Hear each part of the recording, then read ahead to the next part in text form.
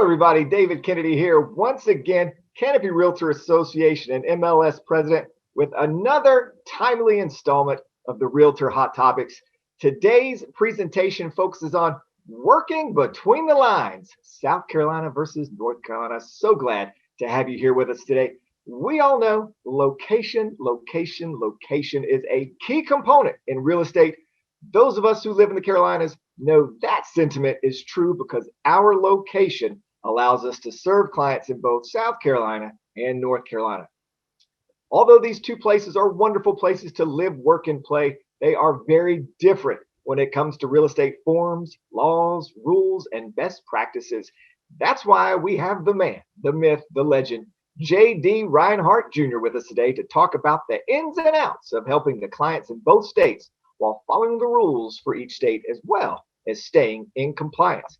Now, before I turn over the floor to the legend, I want to update you on a few upcoming events.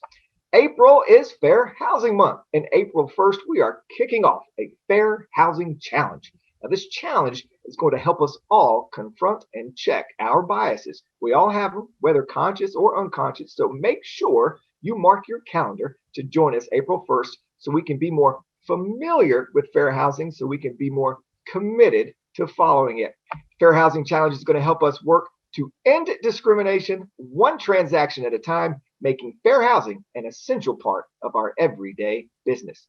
Now, how do you meet the challenge? Well, keep an eye out for more information about the challenge next week, but you can start by signing up for the Fair Housing Realtor Hot Topic on April 1st. We have a special guest, Bill Dedman, speaking, who served as the lead investigator of the Long Island Divided documentary. That's the Long Island Divided documentary that shook up the real estate world by capturing realtors violating the fair housing laws on camera.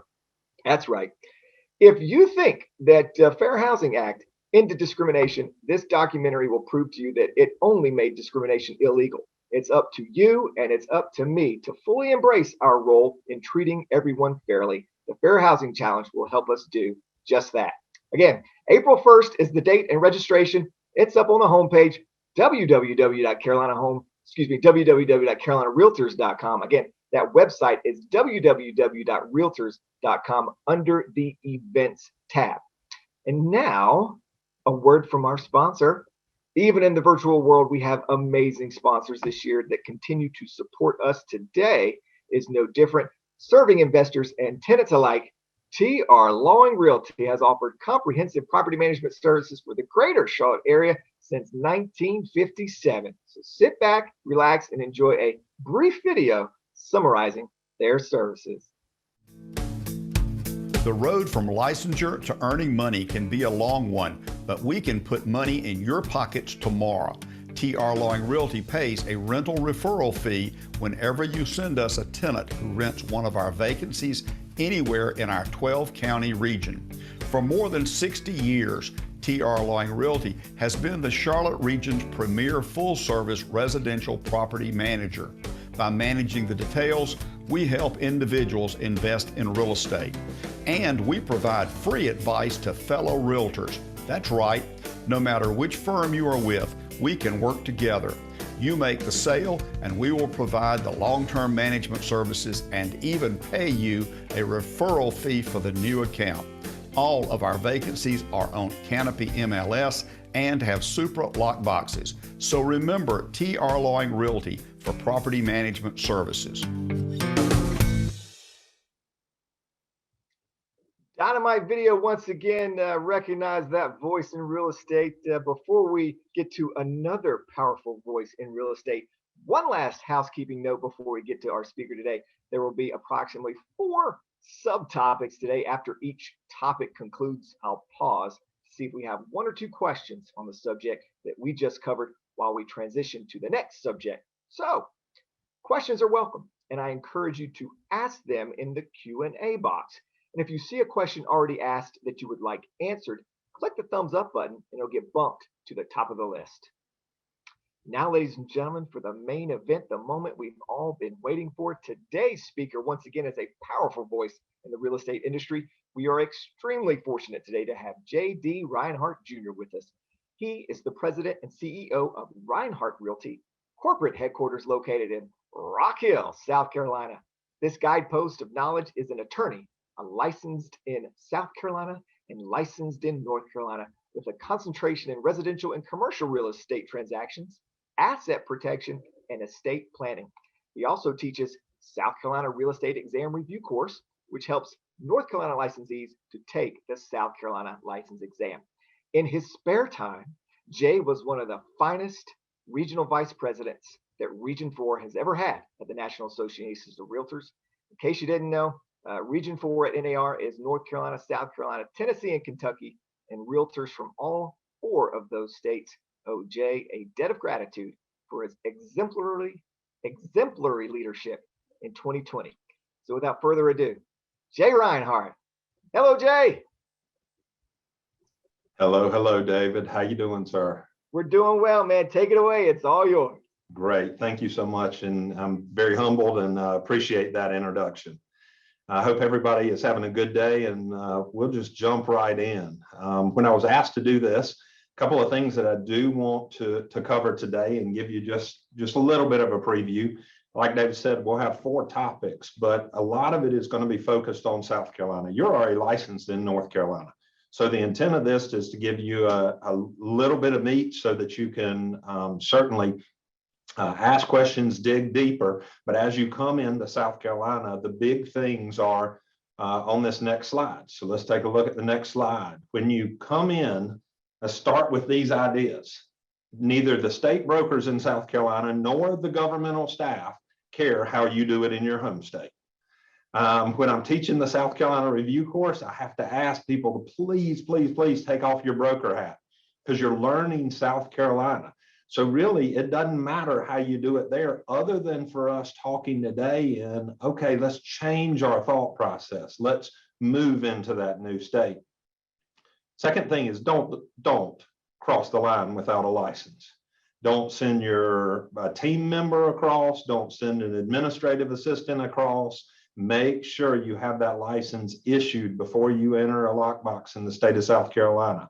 Unfortunately, there are plenty of brokers out there that will not hesitate to turn you in. And in this digital world, guess what we have? Your footprint on that lockbox. So make sure that you don't come into South Carolina without a license. No different than you don't want me coming up into North Carolina and selling a property without a license. Another point that we want to start with is join the Piedmont Regional Association or the South Carolina Realtors as a secondary association. Reason I bring that up, if you're going to be here and you're going to be doing a lot of business here in York County, the Piedmont Regional Association is a sister association with the Canopy. We're part of the same MLS, and we'll give you access to a whole nother group of people down here in the York County area. If you don't want to do that, then join the South Carolina Realtors directly. Why would you do that, Jay? Well, the forms. It's a member benefit. And instead of going directly to one of the form providers or relying on a company form set that may not be updated all the time, make sure that you are getting the real forms. And all of the form updates that we're talking about will be released in zip forms. My understanding is they're going to be released in .loop, and then any other form provider that has an agreement with the South Carolina Realtors for those forms. And then lastly, remember, all real estate is local. Learn the forms in South Carolina. Don't get yourself into a negotiating negative by not having read the forms. It's amazing to me when somebody reads our forms, and I'll just use, and we're going to talk about due diligence later, but a due diligence contract, and they send a check with it in South Carolina. We don't accept those. And so immediately the listing agent knows that you don't know what you're doing, and therefore they have a negotiating hand up. So these basic ideas, let's start with those. All right, my first section is imminent changes that are coming about. And when I say imminent, these are going to be rolled out within the next month. So the first one is, this is all to be rolled out in April of 2021. There are updates to these form numbers, 504, 505, 330, and 118. We also created a new form, which is Form 500. One of the things I want you to do is, if you're interested or you don't get enough of the information today, then you want to look for videos from the South Carolina Realtors on the South Carolina Realtors YouTube channel. Austin Smallwood, who is our forms counsel, he's an attorney that works for the association, will be doing form videos on YouTube, and will also be doing some live webinars beginning in just a few weeks. I was talking to Austin last night. He just finished recording all of those. So they just have to be edited and ready for the rollout when we go.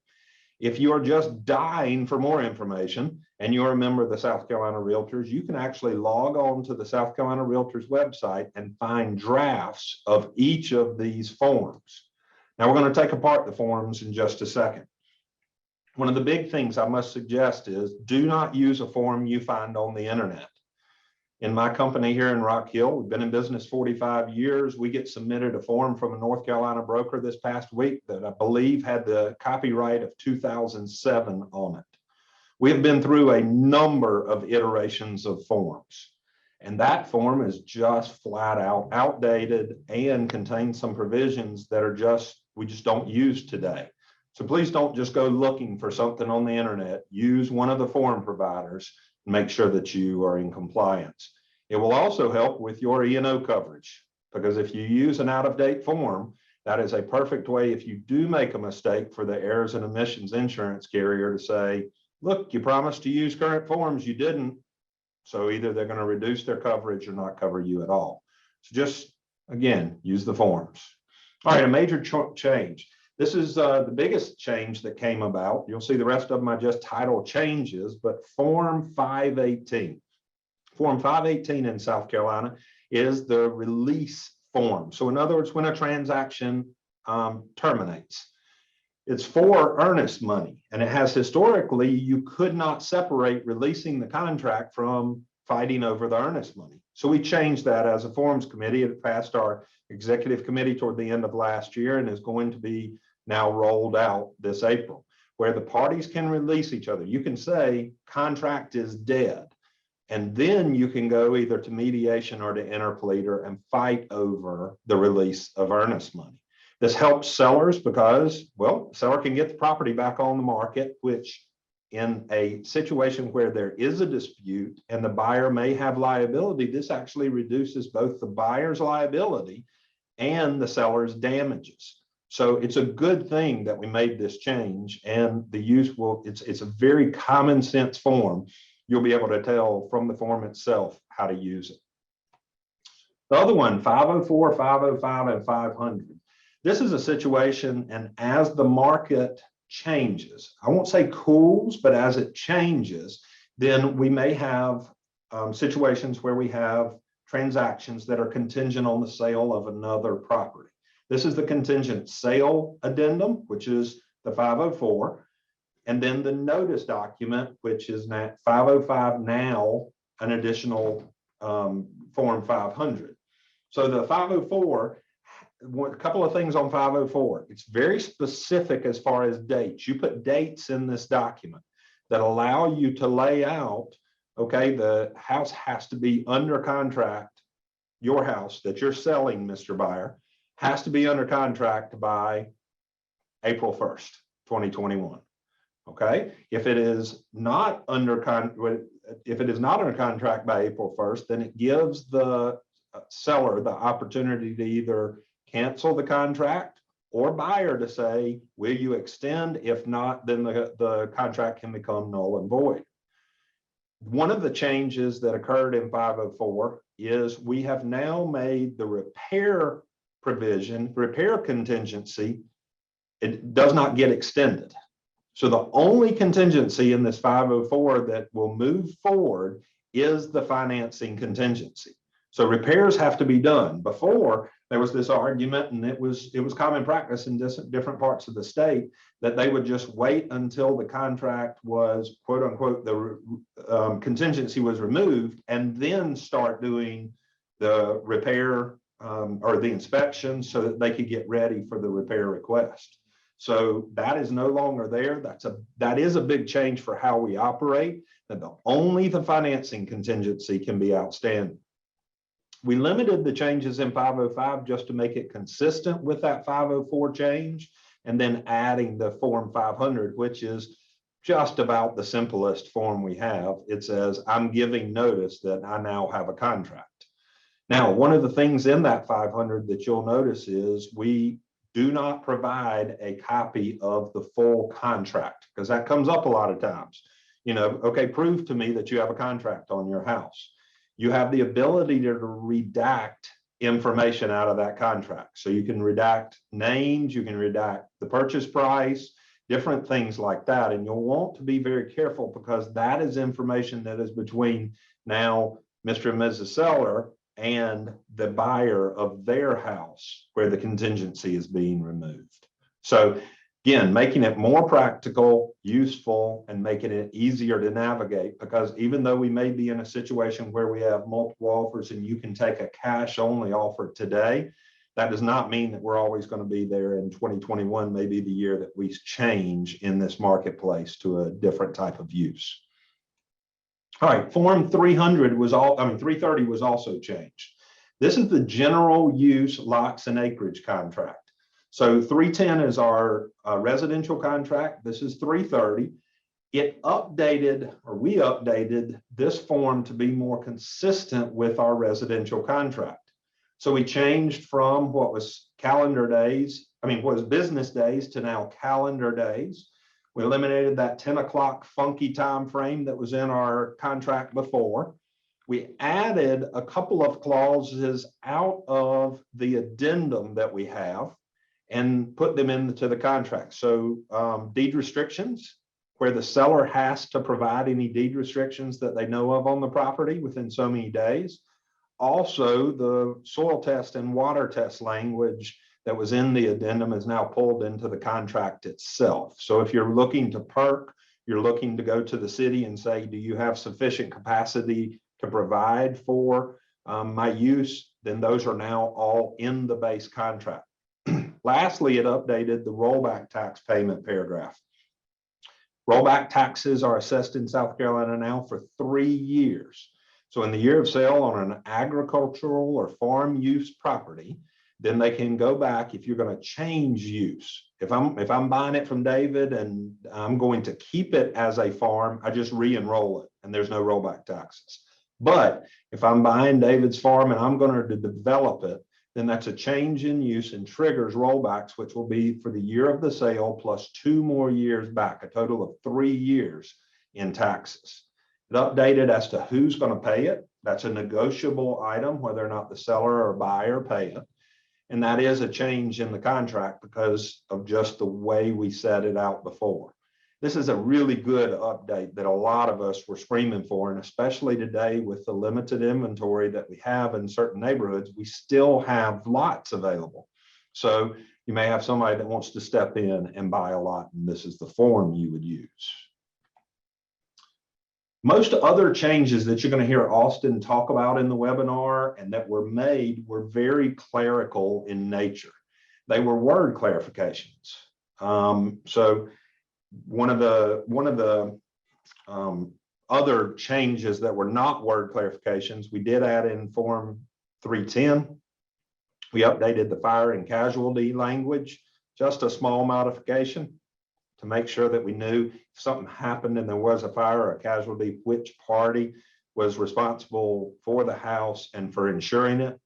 And then lastly, we did add into the buyer agency agreements all of the fair housing language that matches our code of ethics. So we did add gender identity and sexual orientation in there. So we encourage you to look at them, read them. That's a big part of the changes there in our forms. Talk about license renewal, and we'll take some questions after we get done with this slide.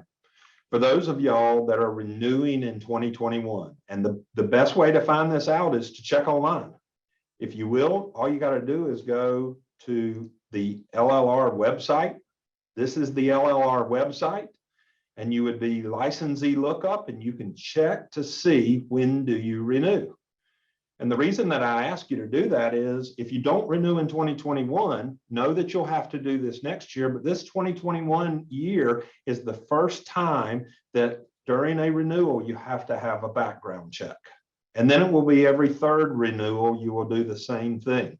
This is a criminal background check.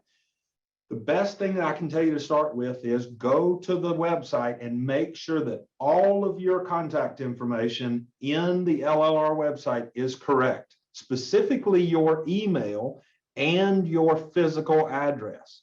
And note here, I say, please use your home or primary as your primary address, not your office address, because they want to make sure you get the mailings. Now, you're going to be mailed a fingerprint card. Okay, it's coming to your house with instructions. This is again for non-residents of South Carolina. If you live in South Carolina, you live in Fort Mill, you get to go and do it at the Identigo site. They're going to take our fingerprints digitally. But if you are outside of our area and you want to renew your South Carolina license, you will have to mail in the fingerprint card. Follow the instructions in the packet. They have not given us this packet yet. But I will tell you, one of the things that was provided to us is, let me pull it up real quick, the non-resident renewal letter. These went out on Friday. So you may have received yours this weekend if they have your current address and it properly made itself to you. If not, you need to look for this in the next couple of weeks. And if you don't get one, then you need to go on the website and you need to follow that process because it goes through a lot of different things. Let me point out in this letter, it says, follow-up calls and questions about the fingerprinting card should not go to the South Carolina Real Estate Commission. They should go to Identigo.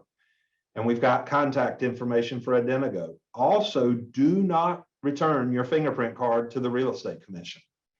You got to follow the instructions because the Identigo is still doing the background checks, but these have got to go directly from you to them. If you send it to the Real Estate Commission, it's going to delay the processing of your application.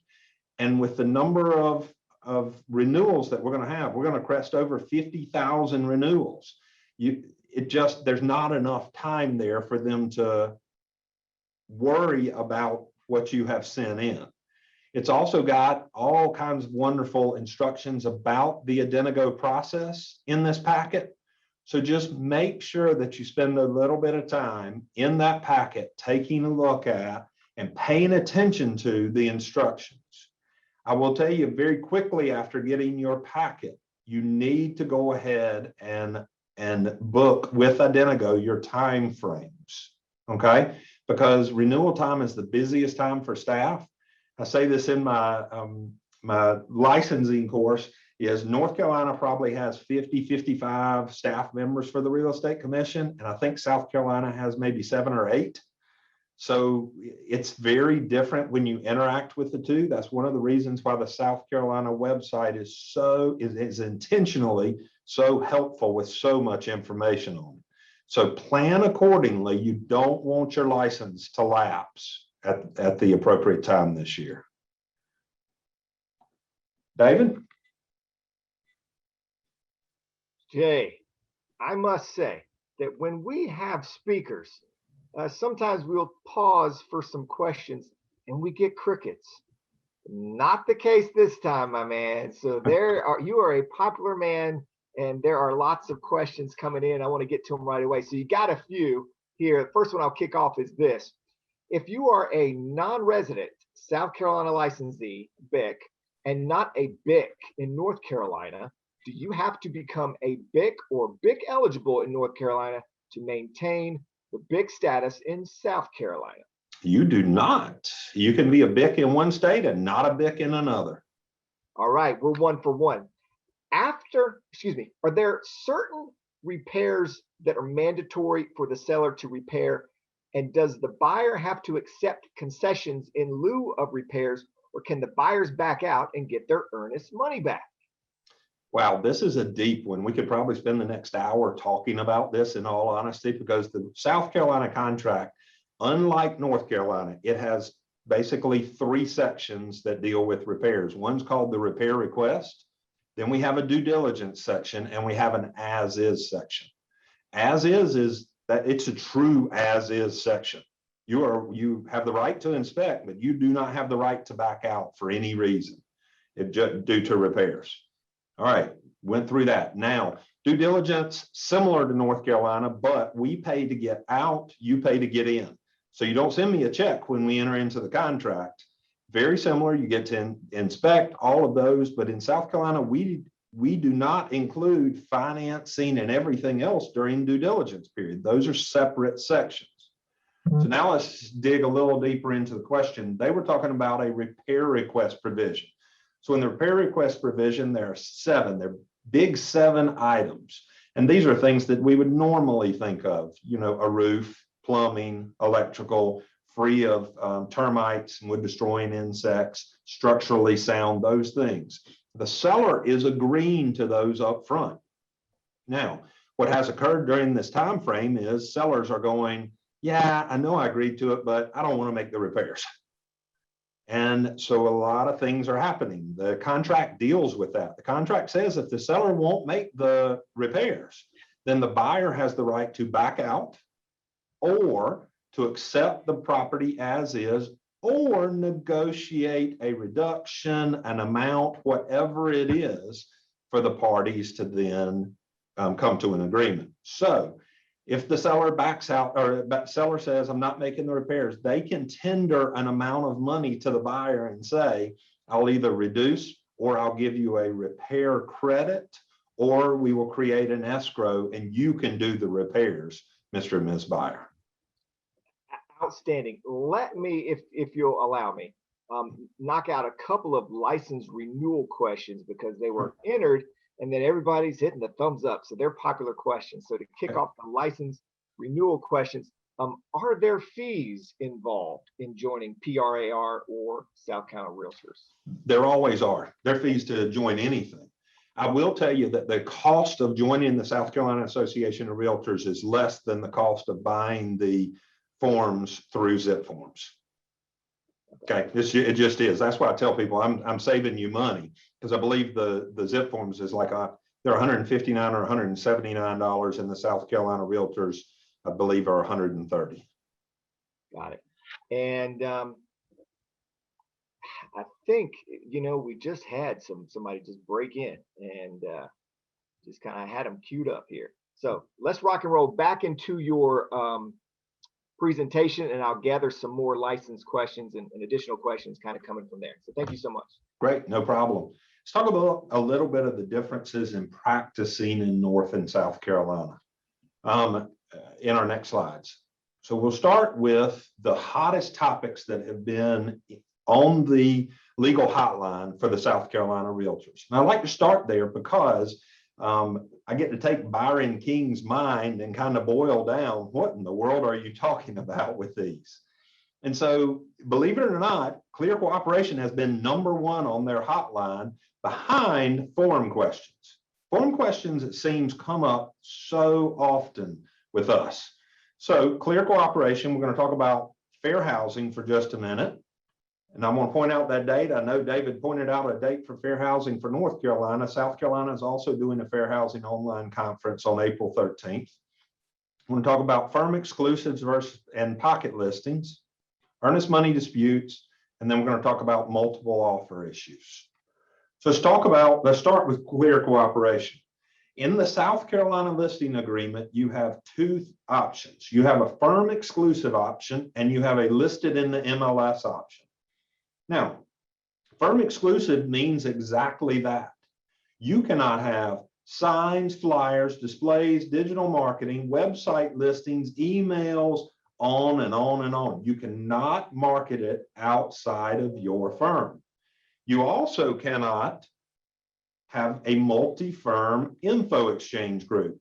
This has come up twice to me in the last month, where because there's so much craziness going on in the marketplace south of the border, that we have groups of either large teams or they're attracting other high producers and they're saying, hey, let's just exchange a little information when you know something is going on the market and you have it as a firm exclusive.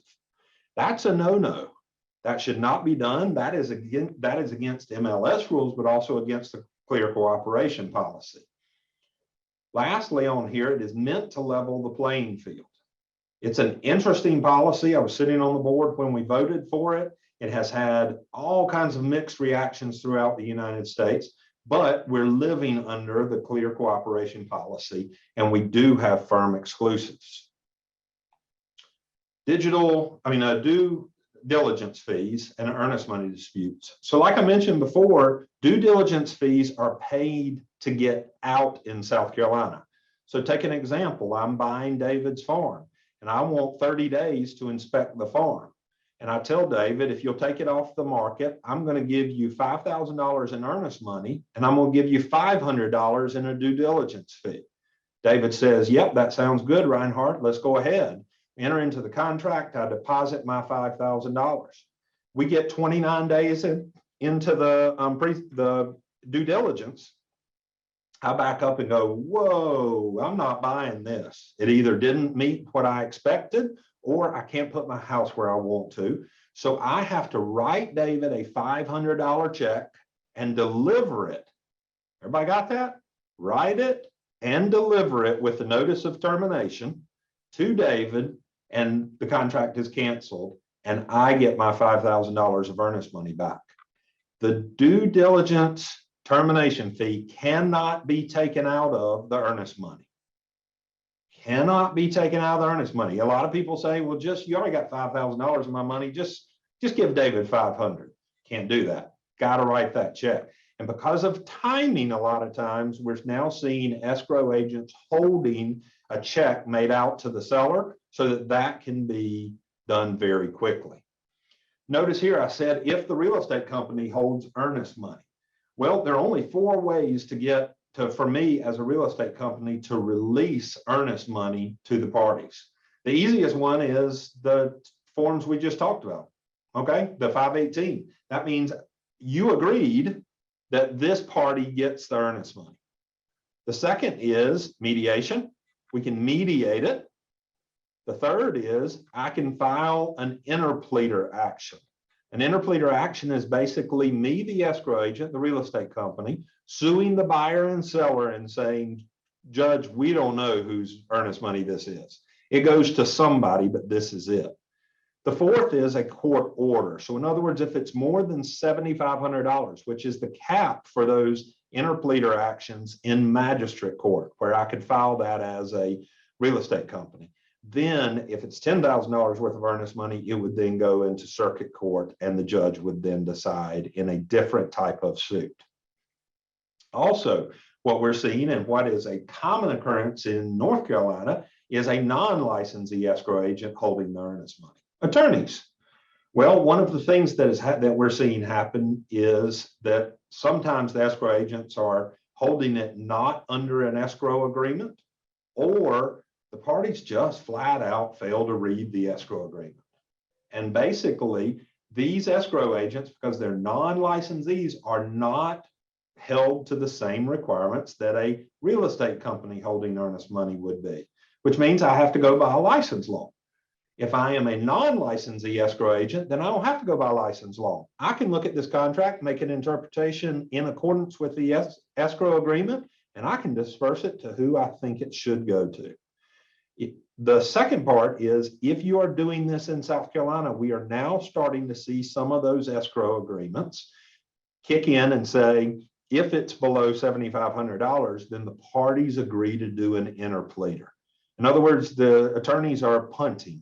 They realize if they make a call, and David and I are at 2 different companies, that David may be mad if you make that call with me, and David may never send you additional business.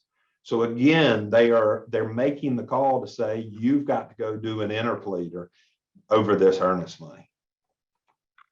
Multiple offer issues. Multiple offer issues are some of the most interesting that we see, and they rank about 4th or 5th for the number of phone calls that the hotline gets every single month. One of the reasons for that is usually it starts with sour grapes. Somebody that did not get the deal, but yet they had a strong offer, thinks that the other party did not do their job in presenting the contract. So in multiple offers in South Carolina, here's the rule. The seller gets to decide.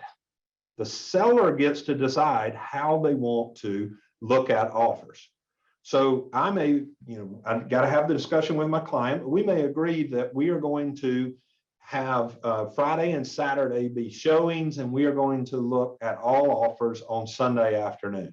Well, at that point in time, if my seller says, yes, that's how she wants to do it, then if an agent calls me on Friday or submits an offer on Friday after looking at the property and it has an expiration date of Saturday morning, we're done. That offer expired. It is not part of the multiple offers that are presented to the seller.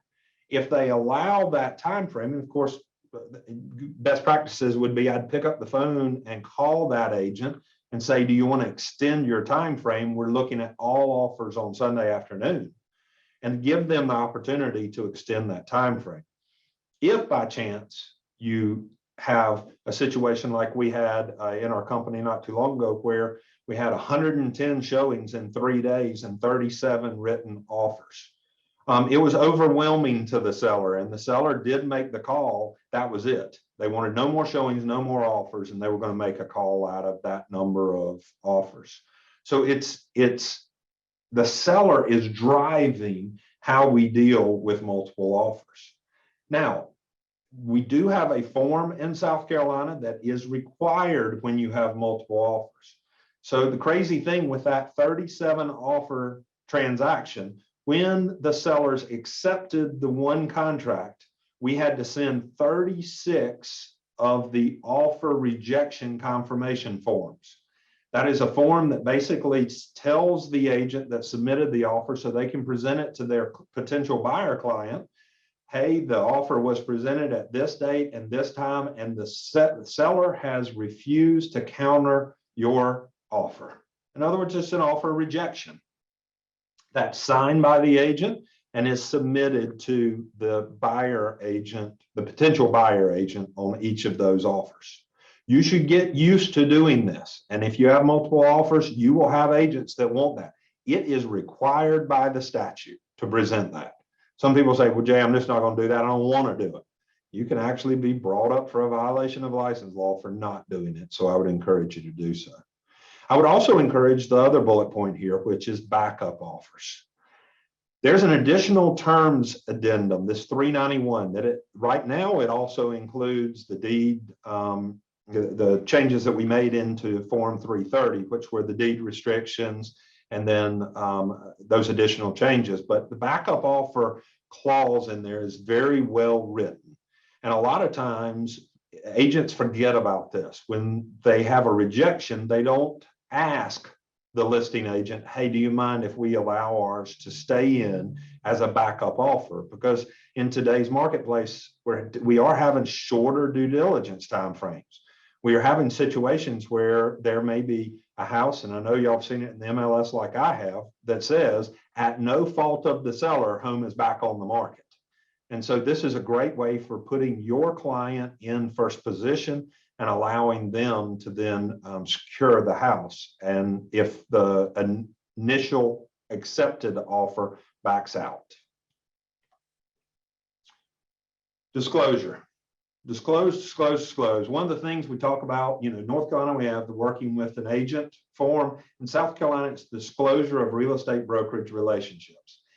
If you are working with a client in North Carolina and they say, hey, I want to go across into Fort Mill. I want to look and see what the opportunities are there because I haven't found anything in North Carolina. And you go across that state line, you have got to do the South Carolina disclosure of brokerage relationships. Yes, you would also have to have a South Carolina buyer agency agreement because you are changing states, which means your packet would have 2 buyer agency agreements, 2 disclosures. All of those different things are very important to have because otherwise the minute you cross state line, your North Carolina agency agreement goes away and you become a transaction broker because it's the default in South Carolina. Remember, this has to be done at first substantive contact. So as you're talking with a client, if they say, like we have clients that come in and they say, oh, we're thinking about York County, or Mooresville or Concord, or, once that happens, you want to have that discussion with them and have both sets of documents signed so that you are ready to cross that state line at any point in time. Now, I mentioned transaction brokerage is the default. South Carolina is the only state in the United States that took something that looked like that was yellow, had a bill, swam like a duck, and we called it a chicken, because our transaction brokerage is different from every other state. We have what is called limited confidentiality.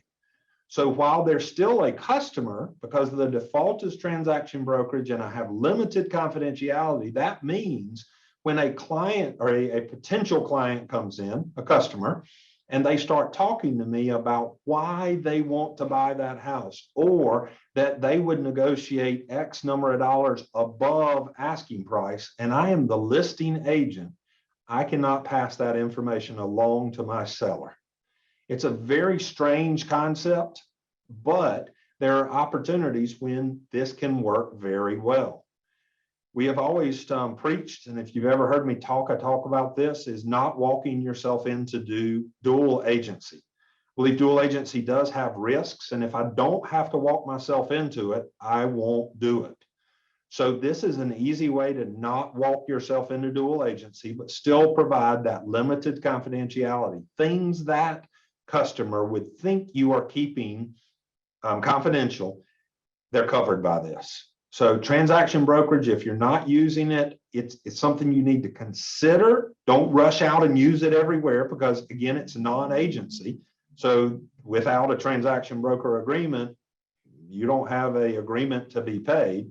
And in the MLS, you need to look, because a lot of times brokers are paid less as a transaction broker than they are as a full compensated buyer agent. All right, David, want to take some more questions? Yes, we do. They keep rolling in. You might be the most popular presenter that at least I've had. So we've got a ton of people here and they've got a ton of questions. We'll kick off with escalation clauses. Kind of, how does South Carolina view escalation clauses? Yeah, there's nothing in law that deals with escalation clauses. But most of the escalation clauses that we're seeing, and why they are becoming a problem, is they've had a great attorney in North Carolina write them, which says we want to be $1,000 over the best contract you get, and you have to provide me a copy of that contract. Well, that contract is not the listing agent's, it's not their right to provide that contract to you, because it's the buyer on the other side. And do you think the buyer on the other side is going to give you permission to use that contract to give to another client so they can be outbid on a piece of property today? Not a chance. It's not going to happen. So be very, very careful, because if you do give that contract, or the agent does give you that contract, they are violating license law. So, right now we're unfortunately either striking that clause and saying, you're just going to have to trust us. Okay. Or we're saying maybe it's not in the best interest to use them, because with an escalation clause, what have you just told me?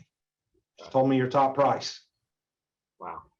So keep going here. You mentioned 36 rejection forms, an instance where you had to do that. That sounds like my high school anthem. But we got a question about that. So do we still need to use the notice of termination form along with the termination and release? Yes, it's two forms: notice of termination, and then the 518 release and disbursement of earnest money. All right, more fun stuff about the fingerprinting card. Can North Carolina residents mail in their fingerprint card? But can Yes. we also go in person to the location as South Carolina residents? So I guess we got a North Carolina licensee, but a South Carolina resident. Sure. If they're a South Carolina resident, then yes, they can come into South Carolina. They don't have to, well, hopefully they're licensed in both states, because otherwise they wouldn't be on here worrying about renewing a South Carolina license. But if they're a resident in South Carolina, they can use the Identigo kiosks. They're a North Carolina resident, they have to mail in and can't go to the kiosks. Okay. All right. Yeah, that was another follow-up. So if they were wondering if they could schedule an appointment to go to the same facility in South Carolina that South Carolina residents go to, but it looks like what you're saying is they can only mail in the fingerprint card if they're in North Carolina. Is that This right? is why I'm asking everybody to read the packet. They have not given me this packet. Okay. I mean, literally, this is, you're talking about hot off the press. It was printed yesterday. Wow. The information I got, I added slides in for today's presentation based on the information that we provided. I provided that information to Karen. Karen's going to come up with a campaign on how to get that out to make sure that the Canopy members that are licensed in South Carolina also get that information. If by chance their address or their email address was not good and it got sent somewhere else. Okay. Kind of there's some repair request language questions coming in. I'll get two more, so I'll let you get back to your things. But the repair request language, what if some North Carolina realtors kind of find it vague or they get a little confused on it? What's the process for a buyer getting their EMD if they walk? If the buyer walked during a repair request provision, seller agrees to make repairs. Right. Okay. Now, remember, in South Carolina, a roof's a roof. Even if it's 25 years old, if it's not leaking, you can't ask me to replace the roof. So somebody in a repair request says, no, I want a new roof. And the seller goes, no, show me where it's leaking. They say, well, I have a roof guy tell me it's 25 years old. It's on the end, it's at the end of its life. Doesn't matter. Buyer goes, I'm not putting a new roof on. I'm out of here. They don't get their earnest money back because seller was willing to do that. I think one of the questions you and I were talking about earlier is encapsulating a crawl space. Somebody says, okay, I got a professional that says encapsulate a crawl space.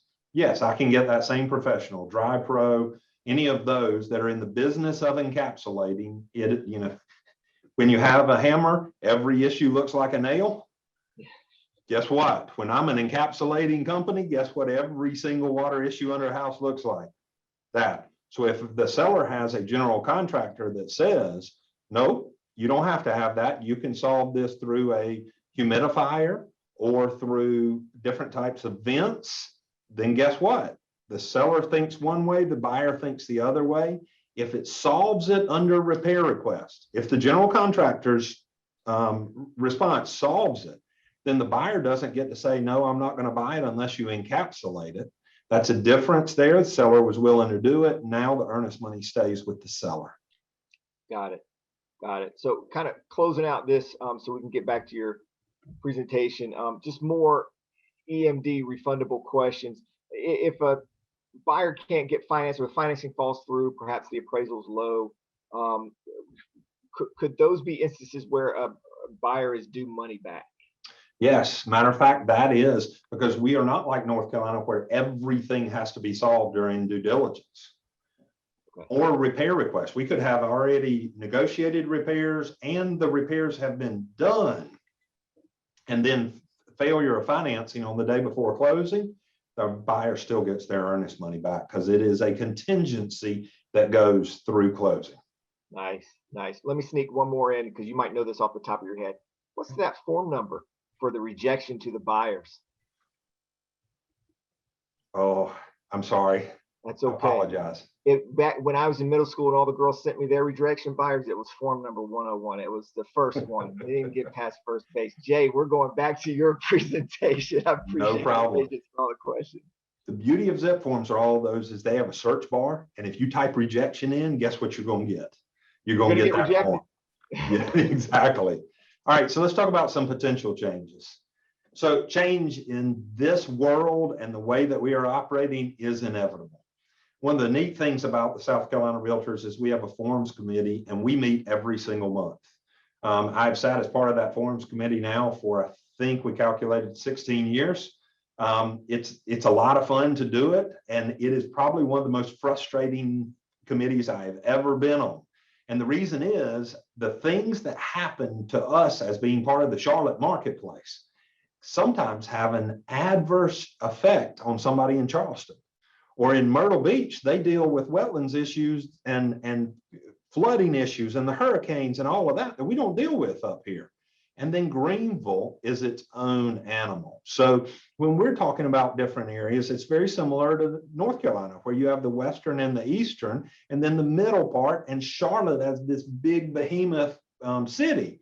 So, you know, it can be very interesting how the forms work. I will tell you, one of the biggest things that is going to come out of the changes, and it's something that the Real Estate Commission in South Carolina is very attuned to, is they are going to deal with virtual offices and oversight of agents this year. It's number one on their agenda as to defining what does oversight of an agent mean. And by agent, I mean a licensee, whether or not that's a licensee through a broker or a salesperson, or it's a licensee that may be in property management.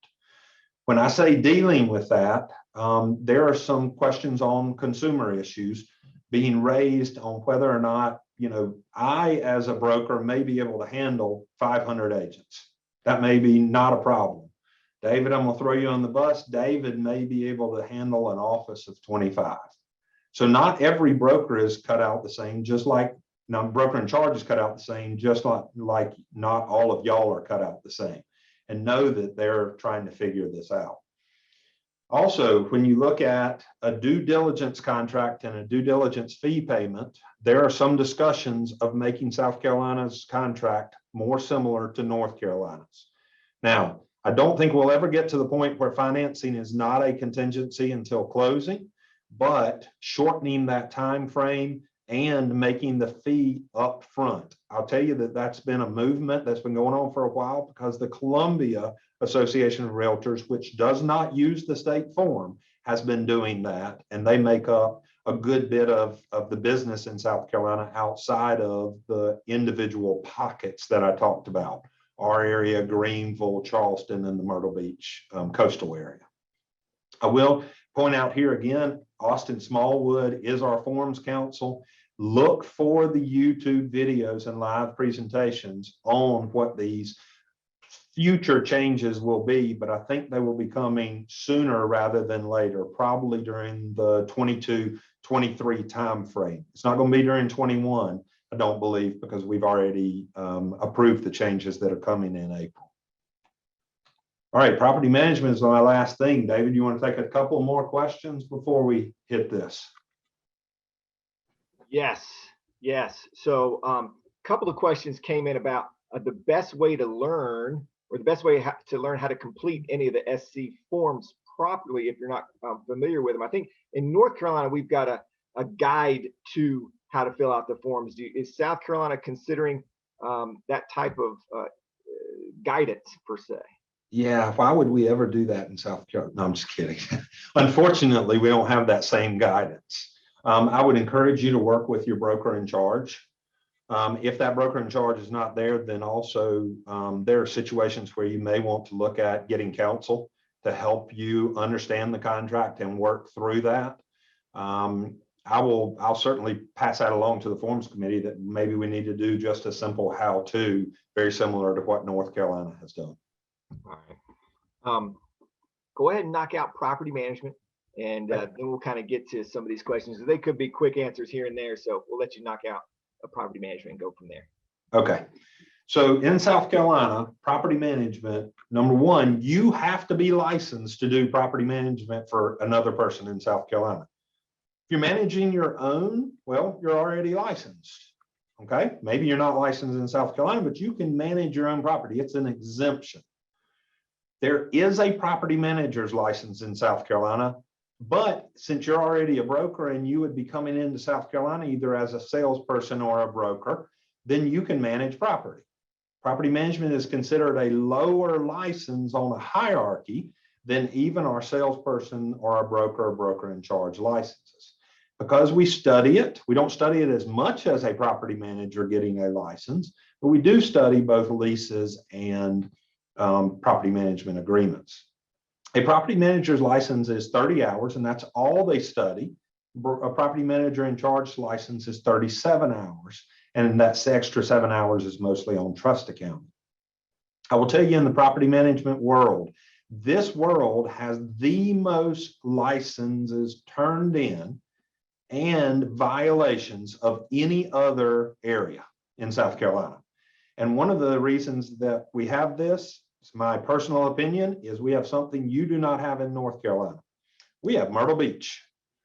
And there are a lot of management companies that have property management license, but have massive trust accounts. And the biggest problem that we see in property management is either commingling or conversion of the money out of that trust account for a period of time. They may put it back or they may not. Or worse is there may be an embezzlement and the company owners do not have the financial ability to replace that money in their trust account. So if you're thinking about property management in South Carolina, it's certainly, and you are not licensed or you have an assistant that is not licensed, they may want to get their property management license and then they can work with you. There's some very limited exceptions. One is the for rent by owner exception. So not everybody has to be licensed. Matter of fact, we're courting somebody that we would like to have their portfolio of property. They're about 55 units and they've been managing themselves for a long time. Now they're aging to the point where they want some professional management and to not have the headaches and the phone calls. Now, one of the other suggestions, I suggest you join either NARPM, the National Association of Residential Property Managers, or IREM, or both. IREM's being the Institute of Real Estate Management. A lot of that's geared toward commercial, but it is still very beneficial. Two of the reasons is they have great educational information about managing properties and ways to do it. They have a lot of best practices, and then you can boil those best practices down to what's going on either in North Carolina or South Carolina, where you are going to be holding your assets. The forms are different. Remember, you are in a different state. Please use the right form.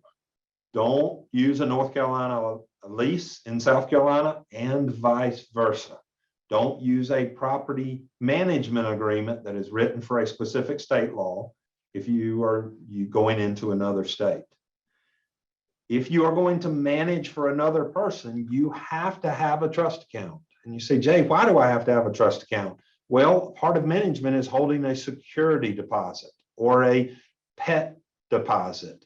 And every single time that that tenant pays rent, that is not your money if you're managing for somebody else. You have to put that either into a designated account for that individual, or if it goes into your fund, your account, it has to be a trust account where you then cut the net out to your owner and your fees out to you to put in your operating account. So you really have to have a trust account if you're going to manage for another. And you say, Jay, I'm not going to manage for another. I'm going to buy rental houses in South Carolina. So if you manage for yourself, our state law requires you to have a trust account. The reason is they don't want you as the owner managing and commingling your funds with the tenant's funds. So you have to have a trust account that at least the security deposit and pet fees go into. You can take rent in because you are both the owner and the manager. It's your property. So you can take that into a normal operating account, but anything that is not your money has to go into another account, an escrow account. We'll tell you in property management, in my opinion, evictions are much easier in South Carolina than in North Carolina. Again, I believe part of that is what you get used to and how the process works. Our process is literally if I have somebody that has not paid for this month and I file the eviction, I can usually have them out in a worst case scenario in about 30 to 45 days max. My norm is usually about 20 days.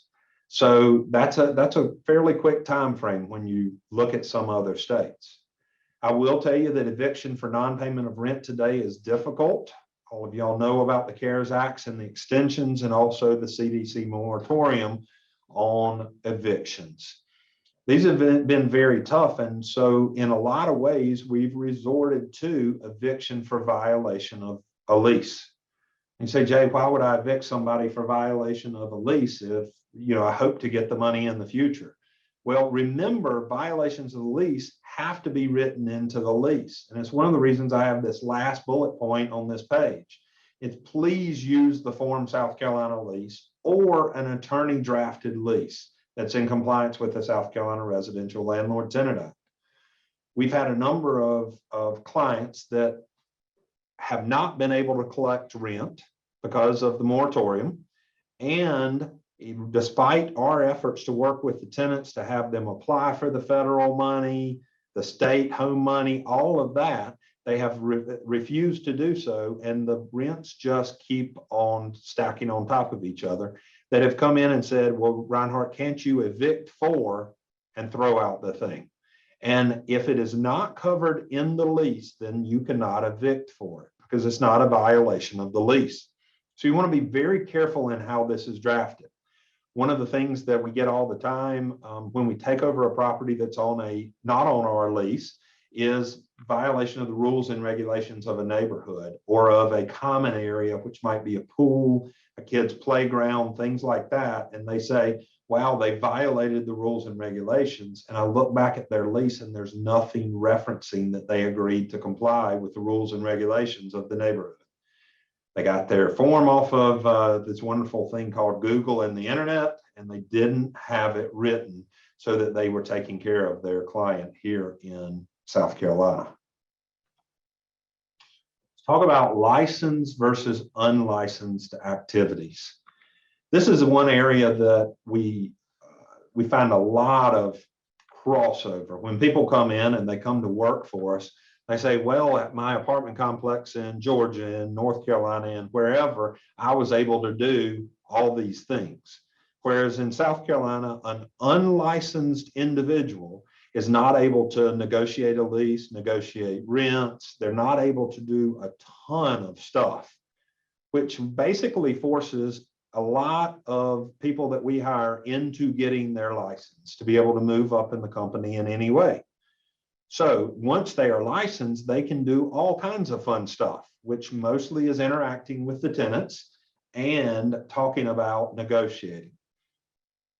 They can, unlicensed, you can have maintenance coordinators, you can have maintenance staff, they don't have to be licensed, those types of things. But anything that is forward facing and dealing with the consumer, you pretty much have to have a license. And remember, property manager's license, you can be a salesperson or a broker and still act as a property manager. So you don't have to get a new license, you would just have to have that license in South Carolina. Remember that foreclosures terminate a lease if it's requested in the foreclosure filings. We're seeing that a lot where a management company may not know there's a foreclosure coming. Foreclosure comes and then the tenant is posted. It's posted that they have 2 weeks to get out. Call the management company and go, what in the world? And if they didn't know about that, then that becomes a very painful thing in relocating that tenant. But as I say, put in this bullet point below, a sale does not terminate the lease. The tenant still has rights, which means you've got to negotiate that termination if you are selling a rented property. Essential services in South Carolina. I've listed them right here. You have to provide essential services to any tenant that is in the house. You have to provide running water, heat. You have to provide a safe and habitable condition property, and you have to provide a property that complies with health regulations. Any violation of these essential services can cause an effective eviction. In other words, the tenant gets to move without completing the lease. It's not something that you really want to have occur. This last bullet point is on security deposits. One of the few times I've had my hat handed to me in magistrate court on a tenant issue was this 30 days. This 30 days is this very early in my career, but 30 days is 30 days, period. The court doesn't care if the 30 days falls on a Saturday or a Sunday. You do not get till the next Monday to comply with the requirement to return the security deposit or account for it to the tenant. If they've done damage in excess security deposit, that's all you have to do is account for it, send them the letter. So make sure that you hit that 30-day requirement. The penalties are pretty ugly. It's treble the amount of the security deposit that should have been returned. So a lot of times these numbers can get pretty big. And if you don't think the tenants know this rule, you are sadly mistaken. They are waiting for you to violate the 30-day time frame because some of the more savvy have made money off of this before. Make sure that that 30-day time frame is taken care of. All right, David. So I'm up for questions, man. We got time. All right. So I am going to put you on the earnest money deposit hot seat. And because we got some earnest money deposit questions. So this can be rapid fire. Hopefully they'll be kind of easy. You can knock them off. You can do what my pastor does when I give him well thought out spiritual questions and just say no. So right. first one that comes up here, let's talk about, I'll give you an easy one. So let's say we do, they get, okay, due diligence and earnest money. Do they need to be submitted with backup offers? So the offer itself has a provision that says that you will do earnest money within a time frame after acceptance of the contract. Because it's a backup offer, it has not become a ratified contract yet. So what I would suggest putting in there is maybe a day or two after ratification of the contract. In other words, it moving into first position. So they would not be submitted. If the buyer doesn't pay the seller the due diligence, then the seller gets to keep the earnest money deposit. Is that true or false? Well, the only way to terminate a contract is to provide the notice of termination and pay the due diligence fee. If they provide the notice of termination and don't request the release of the earnest money, then that would end up going into a question of do you have to go to interpleader? So that's not as easy an answer as it may seem. Okay. All right. So another true or false question. The contract does not explicitly say that EMD is returned to the buyer in the due diligence process if terminated. True or false? That's false. All right. All right. I'm scrolling through. Let's do one on DDF. I'll give you a curveball on the due diligence fee. Does the due diligence fee have to be in the form of a check? Can it be a wire, Venmo, hand delivery, cash? Are there any regulations that we need to be cognizant of? There are no regulations, but a risk reduction opportunity is you got to have something that's either a receipt, something showing you actually paid that. So I wouldn't give them cash without a receipt. If you have a check, obviously the canceled check is your receipt if you ever had to prove it. Venmo, I'm not that sophisticated, David. You can talk to my wife about how Venmo works, but I've stayed away from that. All right. So you talked about three different structures in the as is scenario. Do you risk your earnest money deposit when you back out? Yes, fully. Your earnest money would go to the seller. As is means as is. I'm taking it that way. The only way that you could get out of it would be a failure of financing.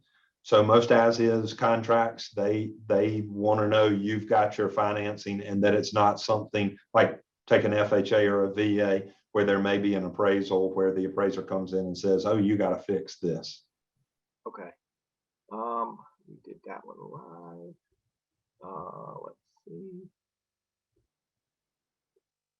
Can a buyer terminate for any reason during due diligence and still get their EMD returned? Yes, they can walk away for any or no reason. Okay. Got that one too. All right, I'm gonna get you off the EMD hot seat. You just knocked all of those out of the park. I am cognizant of everything being brand new on the fingerprinting and this type of stuff. So is it worth kind of throwing you back on the hot seat when it comes to fingerprints, or do we just kind of need to say, hey, our people are going to get with your people and we'll come up with a plan? Which would you think would be better? Yeah, I mean, I pretty much answered everything I know on the fingerprinting right now. Okay. I mean, SLED just entered into their agreement and approved previously, and you'll see in the information I provided to Karen, they've said, hey, wait until May the 3rd. Well, that's been moved up. Okay. So even what we got yesterday, it has been changed. And the reason I know that is I asked a question of a real estate commissioner this morning. I said, what is this May the 3rd? There's no way we're going to get all of this done. And he said, oh, that's been moved up. Obviously has not been communicated out really well. Mhm. So, you know, one of the things, these letters went out this weekend. Yeah. Do exactly what the letter says. Okay. And do it now. Please do not wait until June. All right. So for everyone here in the question and answer box, just for public service announcement, hot off the presses. So if we don't, basically the answer to all the fingerprinting questions is more to come. Keep an eye out for the information coming. It's hot off the presses. And don't worry, I've got a bad criminal background record myself, and I ran all that by Jay. He said, just relax, it'll be fine. Tons of questions coming in about fingerprinting. I'm kidding. I don't have a criminal record that I know of. All right, let's get you back on here. Would it be possible to go through the buyer's options in more depth? I think you kind of, you had like a few derivations of the contract, like repairs and due diligence, and then as is. Could you kind of help us with that, and in terms of what ramifications it has for exchange and the due diligence? Yeah. Okay. So assume under whatever type of contract you have to put earnest money down. So let's get earnest money off the table. If David and I have agreed to a contract, and regardless of the kind, I'm going to put $1,000 in earnest money, it's down. Now we start talking about, is that earnest money at risk or not? So in the first scenario of as is, that earnest money is at risk because I've given David $1,000. I now get the chance to inspect. You can't keep me from inspecting. Still have the right to inspect. And I have the right to make a decision of, okay, I'm going to violate the contract and I'm going to walk away. David gets to keep my earnest money.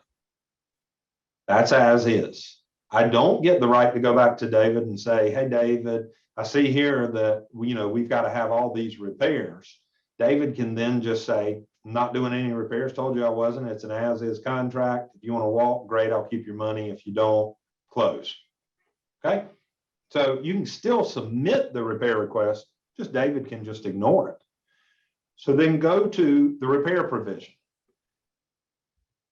In the repair provision, what David and I are agreeing to up front is David, as the seller, is going to do the repairs in the big 7. In other words, he's agreeing that he will make the house structurally sound, free of fungus and termites and wood destroying insects, that he will deal with any plumbing issues, any electrical issues. Now, in that paragraph, it also says what he will, that there's some specific things that he will not deal with, like clouded windows. That's not considered any of those 7 things as a clouded window. Also, cosmetic changes or things that don't deal with health and safety. So, if it's something very simple that he just doesn't have to repair them. Now, 2 things can occur. I submit my repair request to David, and out of the 45 things that the home inspector finds, we find that 20 of those are within those 7 categories. So I submit them to David. I also can put in that repair request, hey, David, fix the clouded windows. David's response to me comes back and says, okay, Jay, we're going to do 17 out of the 20 because I've got a contractor that says the other 3 are not an issue and I'm not fixing the windows. Well, either I've got something that a contractor that says, no, these are real issues and we get into a debate, or I can accept that and move on to closing. If I say, David, thanks so much for playing, this was, these were all required under the repair provision, I want my earnest money back and I want out of the contract, David has 2 options. He can say, yes, no problem, I'm gonna go back on the market. I just didn't want to do that. He can also say, wait, I tell you what, I'll give you another $250 for the three things. We're just not going to repair them. So in other words, negotiating for that value, or he can just say, I'm not doing it, and buyer walks away. Getting their earnest money back. Remember, in a repair provision, there's no due diligence fee. So the third scenario is where we have due diligence, and it's what you are negotiating during due diligence is the repairs on the house. Financing contingency is another section of the contract. All right, let's talk financing contingency, I think. So let's go to let's talk about appraisal contingency, actually. So let's say an appraisal contingency is selected, the home doesn't appraise, and the seller refuses to reduce the price to the appraised amount. The buyer decides to terminate with the DD selected. Is the DD still due to the seller when they terminate? No, okay. It is not, because it's a failure of financing contingency, not due diligence contingency. Gotcha. So some of the, can you outline kind of like you did in the two questions back with the financial aspects of the contract? How are those different in South Carolina as compared to like North Carolina? Yeah, North Carolina, you have to get all of your financing ready during due diligence if you're going to walk away for financing. So easily, if you're a cash buyer, there's no issue there. But if you have to get financing for anything else, then you got to have in your hands that commitment letter, something saying, yeah, I'm good to go. South Carolina, you don't have to have that. So what we a lot of times will have is we'll have a fairly short due diligence period. So let's say some of them are 7-8 days now. Matter of fact, I heard this past week is we have one agent where they're a listing agent and they had 3 potential buyers show up with inspectors to the showing. With inspectors? Wow. They wanted to eliminate as much as they could of the due diligence at that time so they could submit an as-is offer.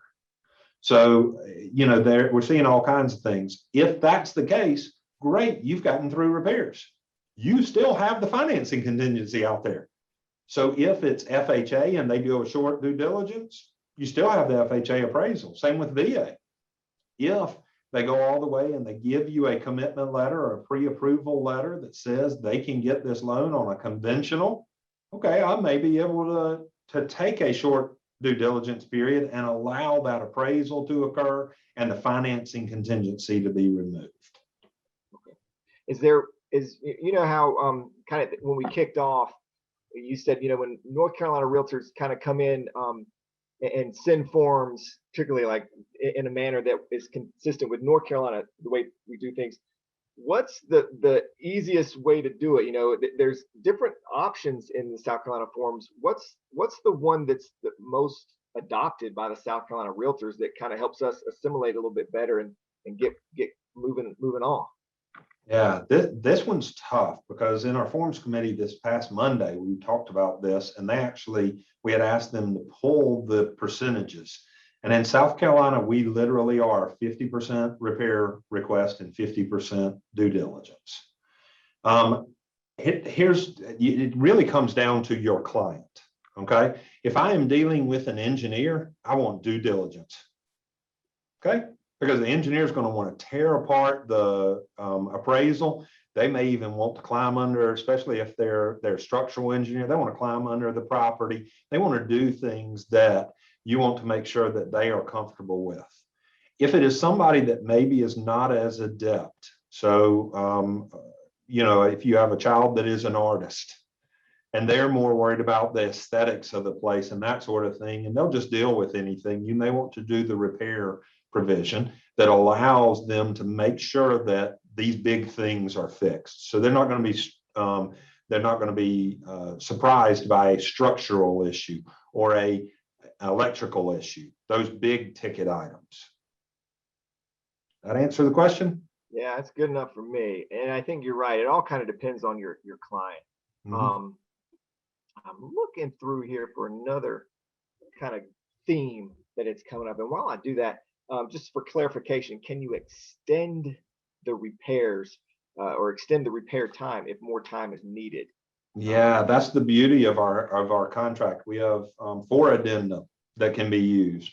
One is, and it's very simple. Of course, you want to have an attorney bless your language if you're writing in these addenda because they're blank, but it's simple language. Buyer and seller agree that the inspection period shall be extended, or that the repair provision, that the repair time frame for seller to respond shall be extended. Because a lot of times what we're seeing under repair provision contracts is they're saying, okay, we have to have all of our inspections done by March the 17th, and we're going to provide them to the seller, and the seller has to respond within 2 business days. Well, they're asking for 17 things where I may have to get a contractor out there. Or like one that we were negotiating this morning, we had to have 4 different contractors out because we ended up with some structural things under the house. And originally the time frame was 3 days. Well, we extended it to 3 weeks. So the parties can agree with that and can move those dates as long as you have both parties that will agree to that. Remember, in the contract, if the seller fails to respond or doesn't respond that they will do the repairs, then the buyer's only options are cancel the contract, terminate, walk away, and keep their earnest money, or accept it in the condition that it is, or negotiate a reduction in price or money that would be coming from the seller. All right, let's thank you. Quick question again, going back to the rejection forms, one of my favorite topics. So is the rejection form, is it signed by the seller, the agent, or both? It is signed by the agent. Okay. And okay, go ahead. Sorry. Nope, that's fine. And so on all those rejection forms, do you send like a unique email to each rejected party, or you just flat out Yes. BCC? Nope, it has to have the client's name on it. So each one we've had to go through, and we said, the agent was, I won't say who the agent was, but he put his name down, and he literally went in, and everything that was not going to be unique to that party, he went in, put all of that in, copied the form 36 times, and then went back and put in every buyer's name and signed them. Scanned them, sent them to the other agent. Wow. I guess when it's, yeah. All right. Do you need what kind of advice do you want, should agents give to sellers on how to handle all the multiple offers? Do you try to just tell them, hey, you want to come up with something up front, or just kind of give some options to select, just kind of depending on what comes in and how it looks? Do you have any general advice for that? Yeah, my best advice is come up with a plan and work the plan. Don't let your seller be surprised by this marketplace. Because even if you sit back, you have a $200,000 house in York County right now, I can tell you're going to have multiple offers. Matter of fact, if you put it in coming soon, you may have offers sight unseen before you ever get onto the market. We just had one in our office this week that was going on the market next week. It's $139,000 house. He had 7 offers because the neighbors let out that the house was going to be for sale. Wow. It wasn't even on the market, and we had those offers. So it's really tough to look at this type of market and how long will this market last. But again, coaching that seller up front. How do you want to handle this? Because it's tough when you call them up and they say, hey, we got an offer. 7 offers, and do you want me to present them now? Curiosity gets the cat sometimes. They may say, yeah, I want to know what it is right now. That's great, but it also may be too emotionally charged that they may need to look at them side by side by side. Yeah, speaking of being emotionally charged, after I get the rejection form and I'm like, no, I want it to be a backup offer. Right. What do we need to do there? Is there a form that you use, or do you just? Yeah, this is where your savvy as a broker comes in, and why you should never burn bridges. Because I'm gonna pick up the phone and I'm gonna say, hey, David, thank you so much for the rejection. Could you tell me anything about our offer that may help us as we are looking at other houses? Oh, okay. Well, it had to do with closing date. Well, is there flexibility needed? And is there a potential that we could put in a backup offer? What's the listing agent going to say? Nope, it was a cash offer. They're closing in 7 days. I really don't want to waste your time. Okay, no problem. You know that up front. But if there's the potential, we are having buyers walk away from perfectly good transactions. It happens. All right. All right. All right. Give you a couple more questions, then I'm going to give you the last word. Going through a bunch of fun questions, man. I hope you can see these. Oh man. For Jay, this might be a record. We've answered 58 questions here. We have about almost double that still to be asked. You're the most popular man in the Realtor Hot Topics I've seen in quite a while. A lot of them are fingerprints. But here's what I'm going to do. We're 5 minutes to go. Give me the last word. Kind of tell me, you probably hit some of the main errors or obstacles for us to avoid. Tell us what to do if we've kind of how to back out if we've already made those errors and just kind of did not heed your advice. Kind of give us some of the main ones you see and how we can elevate our process. Yeah, I'm going to use an example that happened in our office this week. One of my agents closed on a transaction, and the agent on the other side sent her a handwritten note and just a small gift card to Starbucks because she knew that she liked coffee. And that agent was so blown away. She said, this was an easy transaction. This was not a difficult transaction. We just got to know each other very well. And she said, and boy, I may very well adopt this because it's a way that I want to be seen in the marketplace. I want to treat each other kindly as we're doing these transactions. It is rare that the nuclear option needs to be used in a real estate transaction. And so if you have messed up, pick up the phone. Don't text, don't email, pick up the phone and call the other agent. Hey, this is the mistake. I've just called it. What can we do about it? Remember, I mean, you're coming into a marketplace. Piedmont Regional members, there are only about 500 or 600 of us, okay? The rest of everybody in our area is Canopy members. So if you're coming into this area and it's somebody that is a Piedmont Regional member, this is where we may have had a small adversarial relationship with 2 MLSs and different things years ago. It is not that way today. And not only that, I don't have the time, you don't have the time, however other number of people we have on today have the time to really deal with a problem. Unless, and this is where it comes in, if you are a real pain and you treat somebody badly, it's entirely possible they will turn you in for a mistake. And again, if you're nice about it, most of the time you can get over it. And your clients really understand that too. They're human. Got it. Jay, fantastic. I'll give you the last word. Any parting thoughts for us before we head out? Well, thank you for the opportunity. This is certainly humbling to have this many people on, and I hope I've answered the questions. And I'll look forward to the next time we get together, Dave. Jay, always a pleasure, Jay. You've still got over 400 strong, still hanging with us after an hour and a half. That's a testament of who you are and the information you bring. So special thanks to you. Special thanks to the Canopy Realtor Institute for another stellar Hot Topic program. I want to also remind everybody, the legendary J.D. Reinhardt, the CEO of Reinhardt Realty, headquartered in Rock Hill, South Carolina. Want to thank him so much, and also remind you that he also teaches a course. So if you like what you saw, keep an eye out for him and brush up on what you need.